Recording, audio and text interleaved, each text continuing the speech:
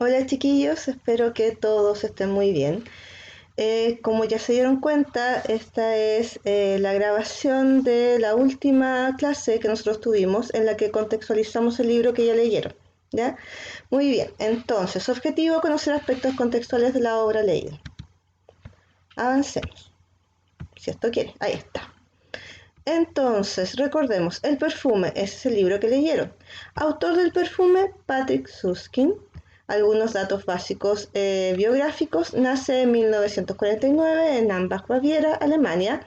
Es escritor y guionista. Estudió historia moderna y medieval, tanto en Alemania como en Francia. Obras. El contrabajo, el perfume, la paloma, la historia del señor Sommer, tres historias y una consideración, un combate y otros relatos sobre el amor y la muerte. De estas obras, El contrabajo, por ejemplo, es una obra dramática, un monólogo, que tuvo bastante éxito en Alemania. De hecho, en un año se llegó a representar como 500 veces. Ya le gustó mucho a las personas. Pero con la obra que obtuvo renombre internacional, ¿cierto? Fue con El perfume. ¿Ya? Esta novela se convirtió en un bestseller, uno de los libros más vendidos ya de ese periodo. Datos curiosos. ¿Por qué incluyo esos datos curiosos? Como les conté en la última clase, porque podemos hacer algún tipo de relación entre el personaje principal de la obra y el autor. Revisemos. Datos curiosos como, primero, rara vez concede entrevistas y no permite que tomen fotografías. Vive recluido entre Múnich y Francia, en localidades bien apartadas. Ha rechazado varios reconocimientos como los premios de literatura Gutenberg, Tucán, FAS. Tampoco acudió al estreno internacional de la versión cinematográfica de su libro, ya cuando se estrenó en Alemania. Es un hombre que vive un poquito alejado de la sociedad, alejado de este mundo, entre comillas, de glamour de los grandes escritores.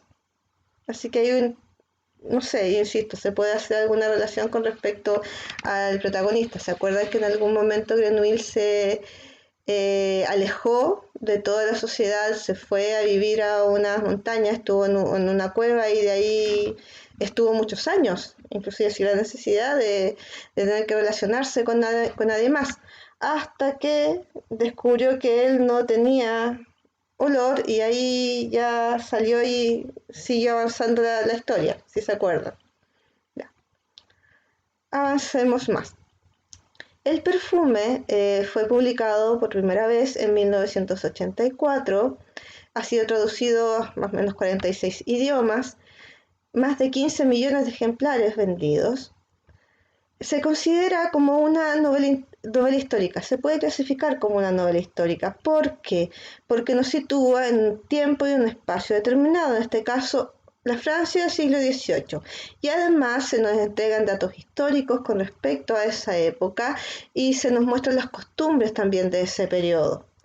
No obstante, pese a estar contextualizado en un periodo, ¿cierto?, determinado, en un contexto, entre comillas, real, podemos encontrar en la narración elementos fantásticos.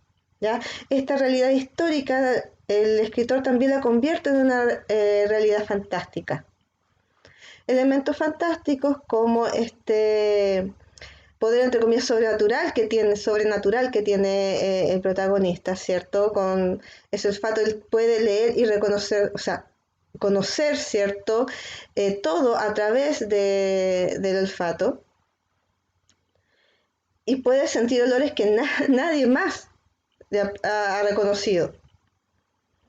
La obra se divide en 4 partes donde se narra, ¿cierto?, la historia de Jean-Baptiste Grenouille, un asesino serial con un sentido de olfato sobrenatural, como se los decía de antes.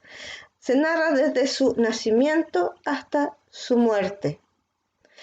Recordamos el contexto en el que él nace y de hecho se describe dentro de la obra muy bien. Estaba en el sector más hediondo de París, en una época donde hacía mucho calor y además su madre estaba en un puesto de pescado, ¿cierto?, limpiando pescado, dando luz. Recordemos que la mamá tenía esa costumbre de dejar morir a sus hijos porque era soltera y pensaba en algún momento casarse. Entonces, no era el primer bebé que ella paría en esas condiciones y que de hecho dejaba a su suerte. Por lo tanto, si tiene este olfato sobrenatural,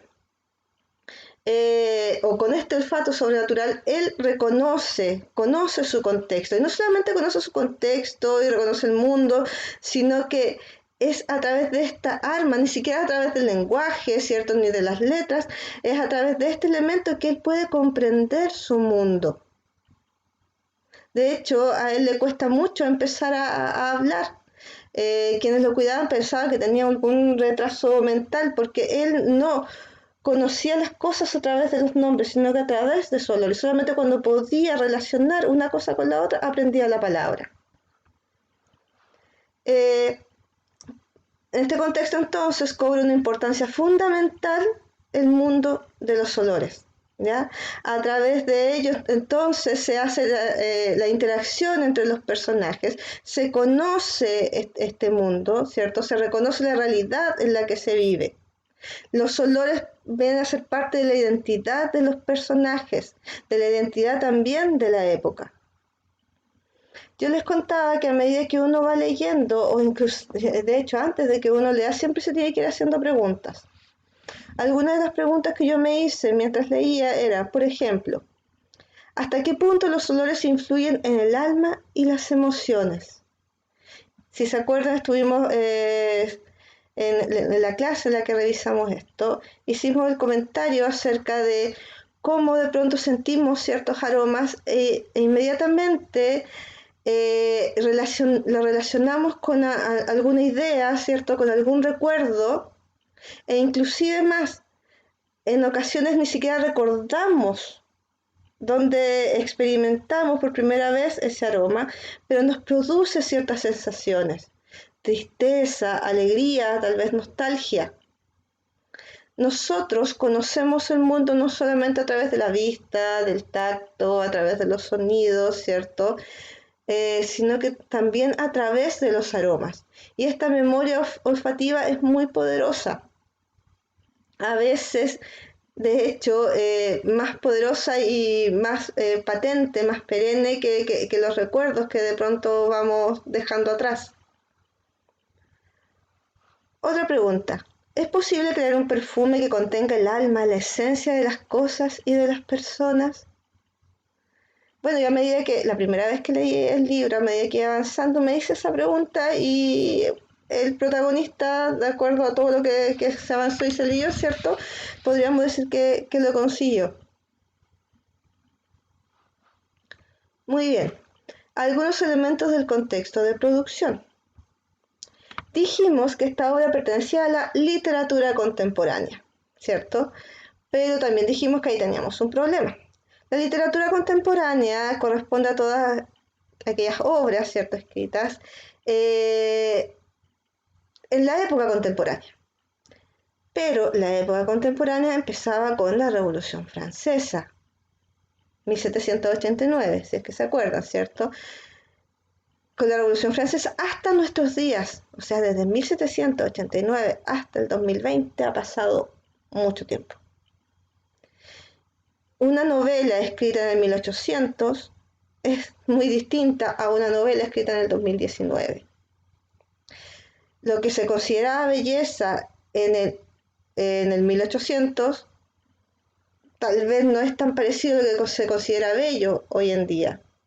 Hay cambios en la forma de escribir, en la forma de decir e inclusive en las temáticas que se plantean. Por lo tanto, decir que eso es una obra de la literatura contemporánea, sí, es correcto, pero es demasiado amplio. Así que vamos acotando. Literatura contemporánea de finales del siglo XX, ya, perfecto. Pero este periodo de finales del siglo XX, especialmente de 1970 hasta nuestros días, tiene un nombre. Sociólogos y filósofos le han dado un nombre, y ese nombre es posmodernidad. La posmodernidad, entonces, corresponde a todos los movimientos artísticos, culturales, literarios, filosóficos, forma de pensamiento, modo en que nosotros vemos la vida y que vivimos nuestra vida, ¿cierto?, que se incluye dentro de este periodo, más o menos 1970 hasta nuestros días, como ya había dicho. La posmodernidad nace ya con una desconfianza hacia la razón ilustrada. Recordemos que una de los pensamientos, o el pensamiento de la época de la Revolución Francesa que impulsó esa revolución y muchas más, era el pensamiento ilustrado. Esta idea de que el hombre, a través de la razón, podía comprender el mundo, mejorar el mundo. Un hombre educado a la larga iba a ser un hombre bueno. Esas eran algunas de las ideas que se planteaban. Ideas que con el tiempo y a la luz de los hechos, como por ejemplo las guerras mundiales, se fueron desmoronando un poquito. Una de las cosas que se planteaban desde la ilustración, ¿cierto? Desde la idea de la razón ilustrada, era esta idea, valga la redundancia, de unificar el pensamiento. Todos los seres humanos, aquellos que son educados, pueden distinguir entre lo bueno y lo malo, porque es lógico que todos vamos a darnos cuenta cuando algo es bueno y cuando es malo, cuando algo es cierto y cuando algo es falso. La verdad es una y todos la tenemos que reconocer como tal, y la falsedad también es una y todos debemos reconocerla como tal. Ahora, esta idea en este periodo de la posmodernidad se ha ido diluyendo también. ¿Por qué? Porque se plantea que la verdad no es una sola, sino que es una cuestión de perspectiva, del contexto en el que el individuo está. Dependiendo de cómo yo vivo, las experiencias que yo tengo, ¿cierto? Va a ser mi noción con respecto a lo que es la verdad. ¿Qué otras características tiene este mundo posmoderno? Debilitamiento del interés por el bienestar común, culto a la individualidad, aislamiento del individuo en la sociedad. El foco de poder se centra en la industria del consumo. Entonces tenemos personas más individualistas y un poquito desconectadas del contexto, del entorno, entre comillas, de la sociedad. Formamos sociedades, pero somos, entre comillas, individuos aislados, según esta perspectiva. Ahora, estamos hablando de generalidades. Muy bien había dicho un alumno de la clase pasada que no todos somos iguales o que no todos pueden entrar dentro de esta misma categoría, pero como en todo también se ve solamente el aspecto general, ¿ya? El hombre entonces posmoderno se define como desilusionado, entregado al consumo instantáneo como búsqueda de placer y satisfacción. También lo explicamos en la clase pasada, ¿cierto? Conducta apática, en contraposición de lo empático, ¿cierto? Desconectado del mundo.